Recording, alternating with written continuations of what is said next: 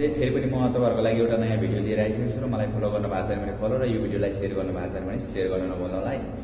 टिकटकबाट आउने साथीहरू इन्स्टाग्राममा जोडिनु होला र कतै भेट्नु भएन भने फेसबुकमा पनि आएर जोडिन सक्नुहुन्छ। त्यहाँ म सबै इन्फर्मेसन राखिदिन्छु र डेली आउने भ्याकेन्सीका लागि मलाई फलो गर्नु होला।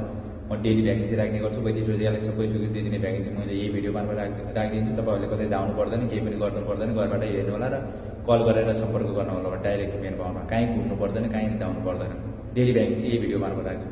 आजको भ्याकेन्सी छ टर्कीका लागि। टर्कीको लागि 100 जना मेल केटाको लागि, 100 जना ट्रक ड्राइभरको लागि छ। 68,000 देखि 70,000 8 घन्टाको स्यालेरी छ टर्कीमा ट्रक ड्राइभर है त।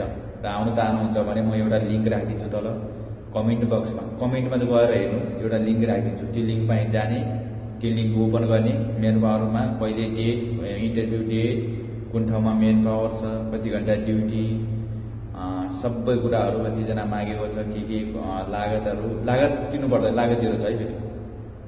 र अकोमोडेसन अनि फुड अलाउन्स के छ सबै कुराहरू त्यहीँ जानकारी दिएको छु मैले होइन।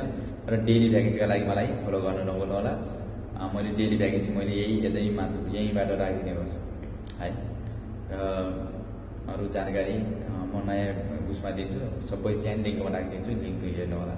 र कतै दलालहरूको मार्फत यताउति कतै नजानु होला। दलाललाई एक